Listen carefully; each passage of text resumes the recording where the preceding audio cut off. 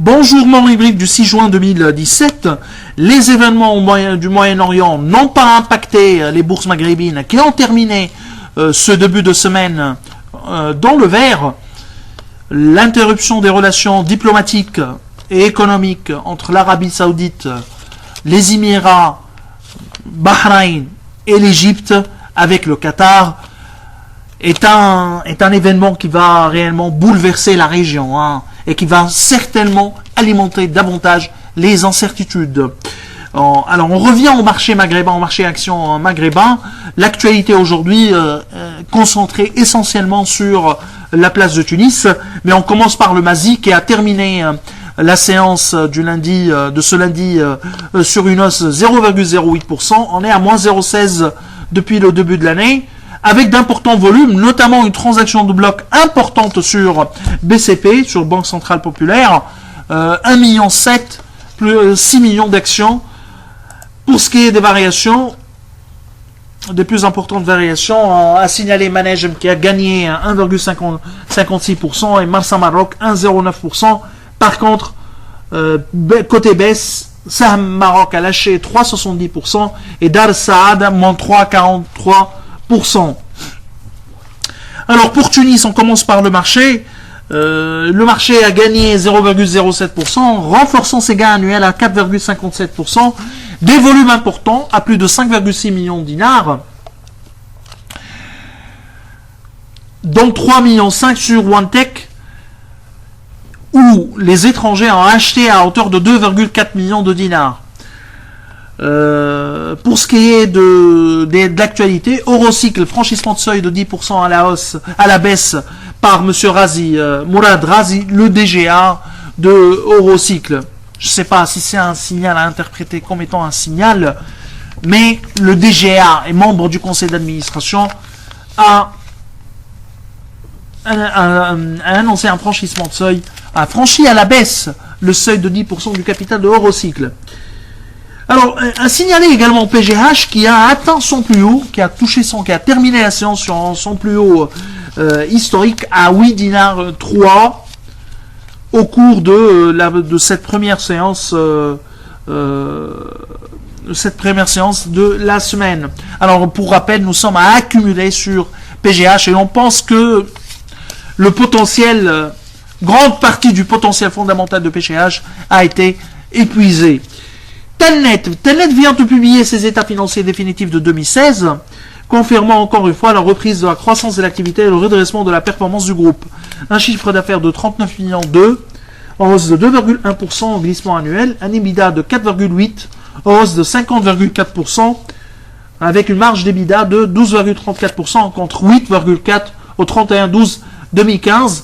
Nous, on s'attendait à une croissance de l'EBITDA de 32,7%, une marge d'EBITDA de 10,8%. Un résultat net part du groupe de 2,9 millions contre 18, un déficit de 18 millions 5 l'année dernière versus 2,500 millions attendus par Alphamena.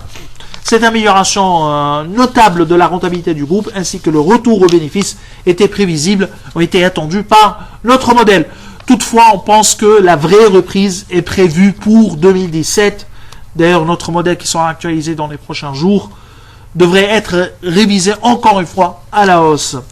Nous sommes à accumuler avec un potentiel de plus de 21%.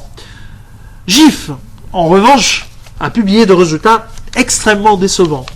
Alors, le résultat font apparaître un chiffre d'affaires consolidé de 11,7 millions de dinars contre 12,1 millions à fin 2015.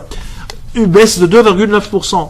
Le RMPG, le résultat net part du groupe, s'est établi à 2 millions, à un déficit de 2 millions 347 contre 1 million 340 l'année dernière. Les réalisations de l'équipementier sont décidément inférieures à nos attentes. Nous sommes à vente et nous réitérons notre opinion vente. La société a annoncé une assemblée générale ordinaire pour le 19 juin 2017. Alors, Advia. La communication financière tenue hier, le 5 juin 2017, où M.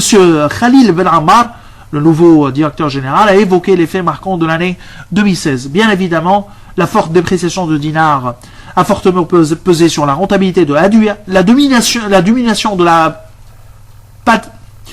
la patientèle étrangère, notamment les Libyens, ainsi que l'arrêt de la production pendant presque 2 mois au cours du premier semestre 2016 ont négativement impacté la croissance du top line. La production sous licence, principalement la gamme GSK Augmentin Clamoxyl, a nettement baissé suite aux perturbations sociales durant le premier semestre 2016. Et selon le management, ces difficultés sociales ont été finalement apaisées et a conclu avec un accord syndical sur les augmentations salariales portant sur 3 années. En 2016, le management du laboratoire a décidé de se concentrer sur la production des génériques et fabriquer moins de produits sous licence afin de faire face à l'effondrement du dinar. C'est une question de rentabilité. Pour l'année 2017, le chiffre d'affaires du labo ainsi que son résultat net sont prévus de croître de respectivement 4% et 41%. Le management table sur un résultat un peu plus de 4 millions de dinars. Les charges financières seraient en légère baisse sous l'effet de la couverture contre la perte de change à raison de 40% des achats. La nouvelle unité de production Gamma est en phase d'achèvement avec un coût total d'un peu plus de 15 millions de dinars. Le début de commercialisation des produits pour inhalation, les collyres et les solutions nasales est prévu en 2018. Alors pour ce qui est de l'actionnariat, c'est un thème qui intéresse également surtout le marché. Alors des rumeurs ou des informations, des anticipations du marché parlent d'une OPA qui n'a pas été confirmée par le management et on le comprend, ça dépasse réellement le management. On parle d'une éventuelle OPO sur les 35% du capital détenu par El Karama Holding. Pour rappel, nous sommes à achat avec un objectif de cours à 9 dinars 8 qui sera révisé à la baisse, mais nous serons toujours à l'achat sur Aduia. Alors, Tunisair annonce également une hausse de son trafic durant le mois de mai, un accroissement de 10,7%. Alors, je vous souhaite une excellente journée. Au revoir, à demain.